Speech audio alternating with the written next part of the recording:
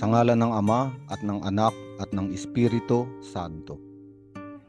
Sa ganda mo't kabutihan, kami iyong liwanagan. Sinasabi ng marami, hinahanap ko ang aking sarili. Iba't ibang lugar pupuntahan, baka doon matagpuan ang minimithi. Nais makilala, nais makita, pagkataong kanya, hinahanap, nawawala, nasaan kaya? Iba't ibang palayaw na ang idinugtong sa pangalan, mga titulo ng katanyagan, nakakabit sa pagkakakilanlan. Maraming tanyag na kapwa na makapangyarihan, binubuntutan, sinasamahan. Baka sakaling siya'y maambunan, makamundong halimuyak ng kanilang katauhan. Kahit dagat na malalim, kanyang sisisirin, kahit bundok na kaitaas, kanyang papanikin. Mataas na awit, isisigaw kahit mapatid ang litid. Ganito ang kalagayan ng taong sa kasikatan ay ganid. Mahabang pagpupunyagi, matagal ng pagmimithi, bandang huli baka magsisi, sapagkat ang hinabol pala ay isang guni-guni. Ngayon ang salmong awitin ay inihayag ang dapat sambitin. Panginoon ang nangungusap, salita ng pag-ibig, nais niya sa atin ay usalin. Ang paanyaya niya ay lumapit sa akin, huwag kang magkukublit, kita'y hahanapin. Isang Diyos na nagmamasid sa nangyayari sa kanyang mga minamahal, kanyang nababatid. Maging yaong sa kumunoy ng pagkukunwari ay nabubulid, hinahagisan ng pagliligtas tulad ng isang lubid.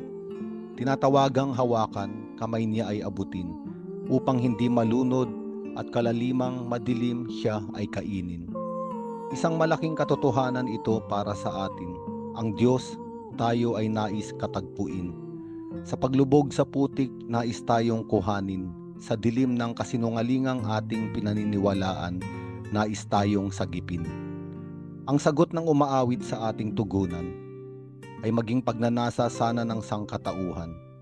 Sa ganda mo't kabutihan, kami iyong liwanagan. O Diyos, kami dinggin sa aming pagtawag.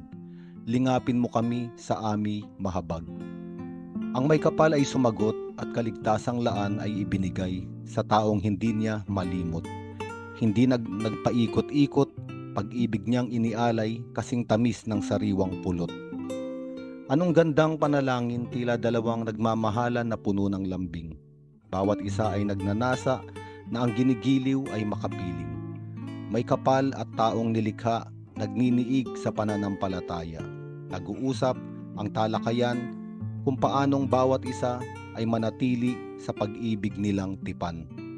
Kaya nga bawat isa ay tumatawag, isang taong namamalimos ng habag sa kabila at Diyos na naghahayag ng kanyang pagkalinga. Usapang banal, makalangit na pagmamahal sa pagitan ng langit at lupa. Bilang tanda, si Jesus mula sa kaitaasan ay bumaba. Ibinigay ang buhay sa taong lugmok at aba. Siya ang salita ng Ama upang kausapin ang madla na hindi nakalimot ang may likha sa kanyang mga sumpa. Ngayon ating nauunawaan ang pananalangin at dala nitong kahalagahan. Kung araw-araw ay gagawin, mapapatibay ang ugnayan.